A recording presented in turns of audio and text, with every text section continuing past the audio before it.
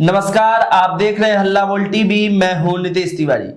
आधिकारिक तौर पर प्रशांत किशोर को बांकीपुर विधानसभा से उम्मीदवार घोषित कर दिया गया है। इस पूरे मामले पे हमें बताएंगे हल्ला बोल टीवी के editor in chief Deepak Sharma. Jan Suraaj ने प्रशांत किशोर को आधिकारिक तौर पर उम्मीदवार घोषित कर दिया है। यह तो सभी जान रहे थे कि प्रशांत किशोर बांकीपुर से चुनाव लड़ेंगे जनसुराज प्रत्याशी के तौर पर, लेकिन अब इसकी आधिकारिक घोषणा आज कर दी गई है।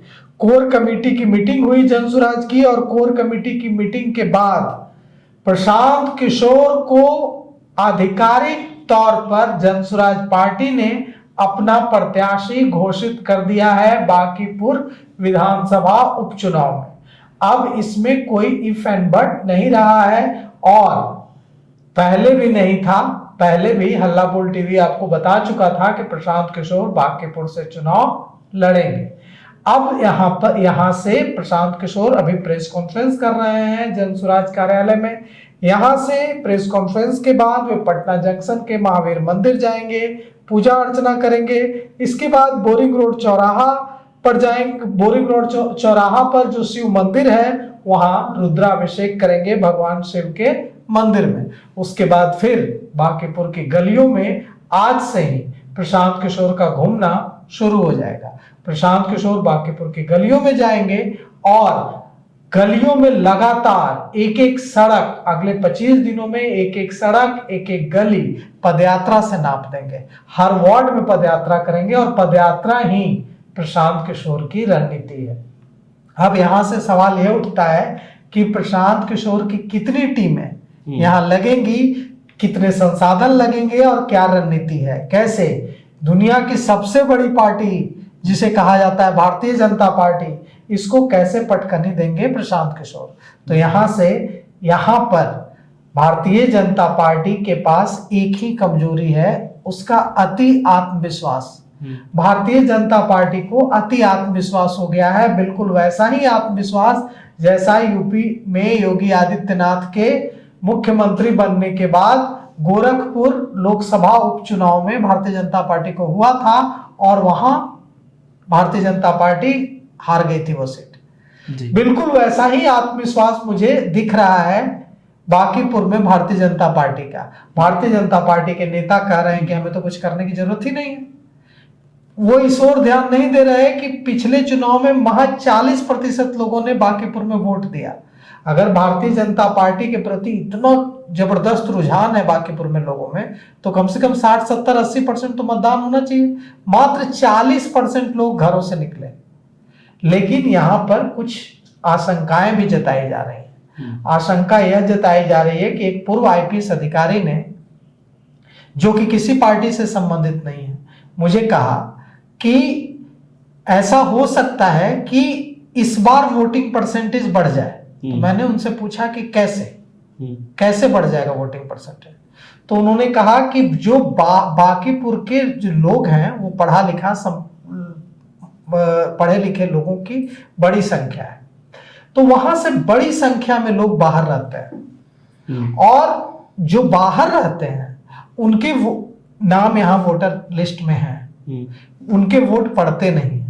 अगर भारतीय जनता पार्टी के कार्यकर्ता यह कोशिश करेंगे कि वो जो वोटर लिस्ट में नाम जिनका है और यहाँ है नहीं, उनके वोट डलवा दिए जाएं गलत तरीके से, तो इससे प्रशांत किशोर को झटका लग सकता है। तो मैंने उनसे कहा कि तो आप ये बात प्रशांत किशोर को बता दीजिए कि आपके खिलाफ ये साजिश हो सकती है। तो उन्होंने कहा कि मैं बता दूंगा। मैंने कहा कि बताइए कि आपको ये डर है कि जो लोग बाहर रहते हैं, और ऐसा हुआ है बिहार में, ही ऐसा हुआ। भारतीय जनता पार्टी के पूर्व विधायक हैं पवन जायसवाल, उन्होंने राजद के जो विधायक हैं उन पर केस किया बकायदा कि इन्होंने उन लोगों के वोट डलवा दिए जो भारत में है ही नहीं, विदेशों में रह रहे हैं। अच्छा।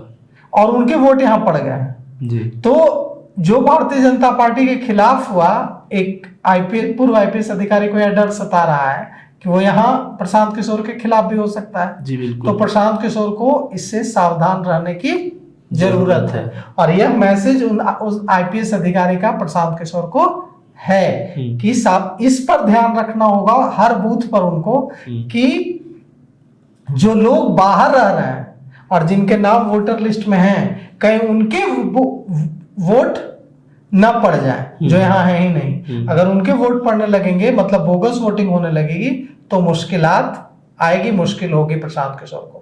क्यों ऐसा लग रहा है कि प्रशांत किशोर कड़ी टक्कर दे देंगे इस बार?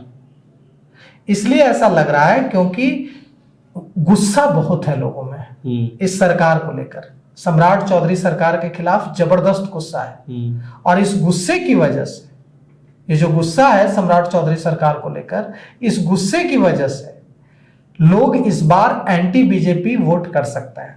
लोगों को यह लग रहा है कि राष्ट्रीय जनता दल कांग्रेस यहां पटकनी नहीं दे पाती है भारतीय जनता पार्टी को, प्रशांत किशोर खुद लड़ रहे हैं, तो मुमकिन है कि इस बार भारतीय जनता पार्टी को हराया जा सकता है बांकीपुर में। और इसीलिए जब से यह चर्चा चली थी कि प्रशांत किशोर चुनाव लड़ेंगे, तब से जो भारतीय जनता पार्टी के खिलाफ गुस्से से भरे लोग हैं वो प्रशांत किशोर के पक्ष में गोलबंद होने लगे थे। तो देखिए क्या कुछ होता है, बहुत कुछ हो सकता है। अभी पर्दे के पीछे कई सारे खेल चल रहे हैं। सर ऐसा भी क्योंकि नितिन नवीन की वो सीट है और नितिन नवीन स्वर्ण जाति से यानी जनरल कास्ट से आते हैं और प्रशांत किशोर भी जनरल कास्ट से हैं, तो क्या कास्ट फैक्टर भी वहां मैच करेगा?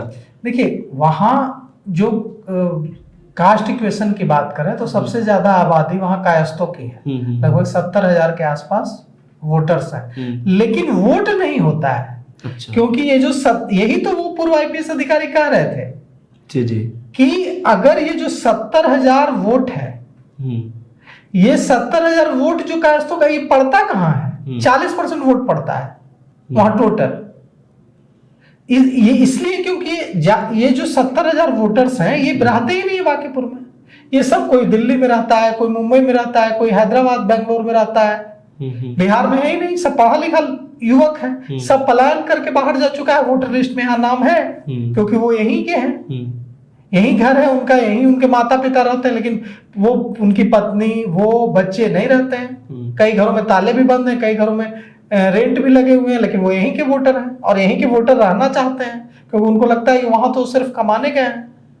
तो यही जो दिक्कत है कि 70,000 वोटर दिखता है लेकिन 70,000 वोटर पोलिंग कहां हो पाती है? ठीक है। तो अगर बोगस वोटिंग नहीं होगी तो इसलिए चांसेस बढ़ जाएंगे ना। और आपने कास्ट इक्वेशन की बात की, वहां भूमिहार बड़ी संख्या में है, ब्राह्मण बड़ी संख्या में, मुस्लिम भी बड़ी संख्या में है और यादव भी अच्छी संख्या में है। अगर यह जो वोट है यह गोलबंद हो गया तो जीत सकते हैं प्रशांत किशोर, क्योंकि आती है तो यहाँ के सरकार को यह मानना चाहिए कि जिस तरह के चार चरित्र चेहरा को दिखा रहे हैं, जिस तरह की व्यवस्था चला रहे हैं, वो बिहार की जनता को कहीं न कहीं स्वीकार्य नहीं है। और ये पहली बार भाजपा के मुख्यमंत्री बने हैं सम्राट चौधरी जी, और हम लोगों ने प्रेस करके चुनाव से पहले और उसके बाद भी स्पष्टता से ये कहा है कि जिनके चार चरित्र चेहरा पर हम लोग को कोई विश्वास नहीं है, बिहार का एक बहुत बड़ा जनमानस है इन पर भरोसा नहीं करता है, ये चुनकर नहीं आए हैं, इनको पीछे से बनाया गया है। चुनकर जनता ने नीतीश कुमार को मुख्यमंत्री बनाया था, तो कहीं न कहीं बांकीपुर की जनता जो बिहार की सबसे प्रबुद्ध और समृद्ध जनता है, बिहार के सबसे प्रबुद्ध और समृद्ध मतदाताओं के कंधों पर अब ये बोझ है कि वो सबसे बेहतर उम्मीदवार को बांकीपुर से चुने और चुनकर सरकार पर, सरकार की नीतियों पर बिहार की जनता की ओर से एक निर्णय सुनाए। और मैं आपको कैमरे पर कह रहा हूं, आपके जरिए बिहार की जनता को और बांकीपुर के मतदाताओं को अपील कर रहा हूं कि जो सबसे बेहतर आपको दिखे, आप जाति, धर्म, दल, नेता सबसे ऊपर उठकर उस व्यक्ति को वोट दीजिए। हमसे बेहतर कोई आपको लगता है उसको वोट दीजिए। हर हालत में बांकीपुर से एक अच्छा आदमी, एक अच्छा विधायक जीतना चाहिए, बिहार जीतना चाहिए। दल जीतते और हारते रहेंगे, नेता लोकतंत्र में जीतते हारते रहेंगे। राज्य का विकास हो, राज्य में बदलाव हो, राज्य में सुधार हो, उसके लिए जरूरी है कि बिहार से एक अच्छा व्यक्ति, बांकीपुर से अच्छा व्यक्ति जीते। इसी अपील के साथ मैं अपनी बात कर रहा हूँ। बहुत बहुत कोर कमेटी की मिनट्स का जो डिसीजन है उसकी कुछ कॉपियां हमने रखी हैं आप में से जिनको इस पे इंटरेस्ट हो वो इसको ले सकते हैं, उसमें यह फायदा है। और अगर आपके कुछ सवाल हैं तो हम कुछ सवाल यहाँ लेंगे, जैसे कि मैं इस सवाल का जवाब चाहूंगा कि हमारे चुनाव प्रभारी रामबली जी आप बोल दें।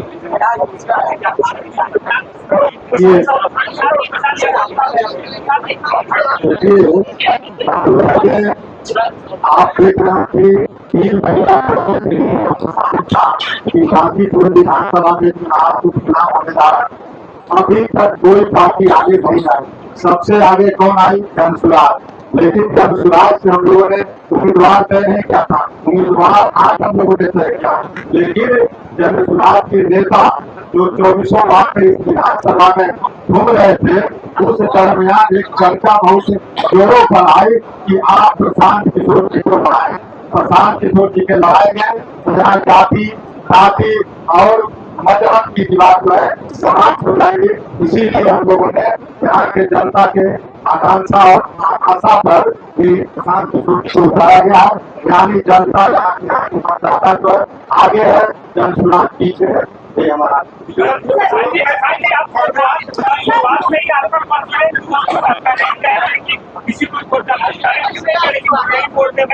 मेरे भाई ऐसा है, हम लोग वो राजनीति नहीं करते हैं तो दूसरे दल वाले करते हैं। मैंने तो अपने दूसरे उम्मीदवार साथियों के लिए जनता के सामने अपील के तौर पर रखा था, वही बात अपने लिए भी कह रहा हूँ। मैं अच्छा हूँ या खराब हूँ ये निर्णय मुझे नहीं करना है, बांकीपुर की जनता को करना है। और मेरा अपील बस इतना ही है कि बांकीपुर में जो सबसे बेहतर उम्मीदवार हो वो आप उसको वोट दीजिए। मैं बेहतर हूँ कि नहीं हूँ ये जनता को तय करना है, अपने से तो सब व्यक्ति बेहतर ही है। मोदी के बॉस की सीट है, आप अपने लिए टिप्स देते थे, अब अपने लिए क्या टिप्स देंगे, खुद को क्या टिप्स देंगे? पहली बार चुनाव लड़ रहे हैं, मोदी के बॉस की सीट पर चुनाव लड़ने जा रहे हैं। भाई सीट तो जनता का ही है।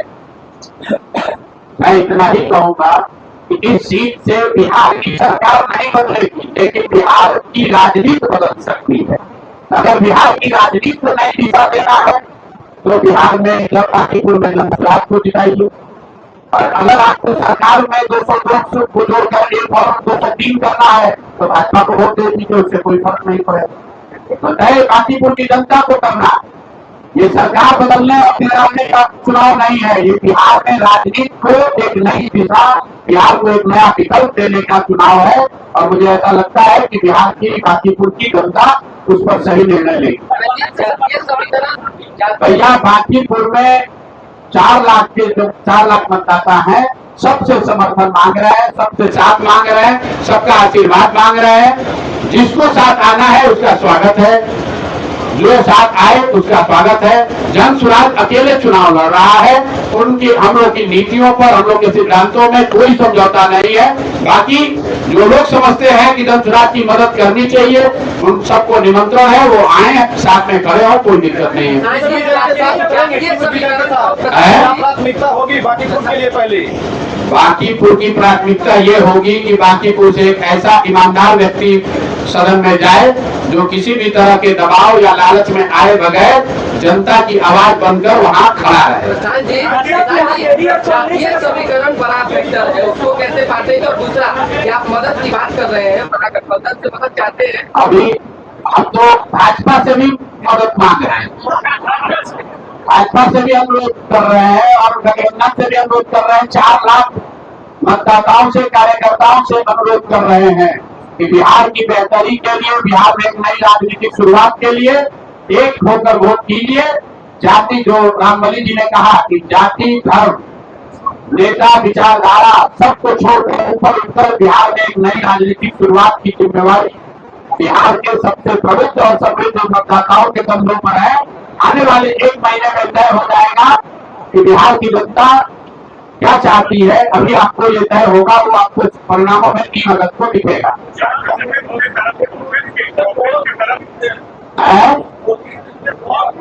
अब मोदी जी के बॉस की सीट हो या भारतीय जनता पार्टी के अध्यक्ष की सीट हो या शिवराज चौधरी के मुख्यमंत्री बनने के बाद पहला हो रहा चुनाव, हम लोग के लिए बांकीपुर वो चुनाव क्षेत्र है जहाँ बिहार के सबसे प्रमुख पढ़े लिखे समझदार लोग रहते हैं, और जो काम 3 वर्ष में जब चुनाव नहीं कर सका, हमारे सारे प्रयास के बाद भी मैं बिहार के लोगों को बदलाव के लिए समझा नहीं पाया, वो काम बांकीपुर की जनता कर सकती है।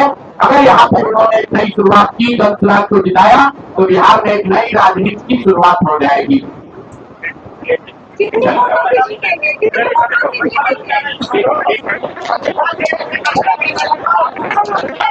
मीडिया के सारे निवेदन है कि आपके लिए भोजन का प्रबंध किया गया है और जनमानस के कार्यकर्ताओं से मीडिया के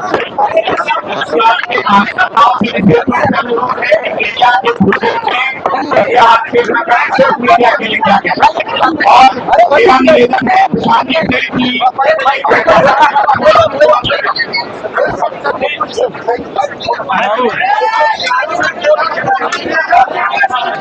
मीडिया के लोगों को भी मिठाई चुनाव की ओर से प्रशांत जी खिला रहे हैं। तो इन सभी पे आपकी क्या प्रतिक्रिया है, हमें कमेंट करके जरूर बताइए। देखते रहिए हल्ला बोल टीवी।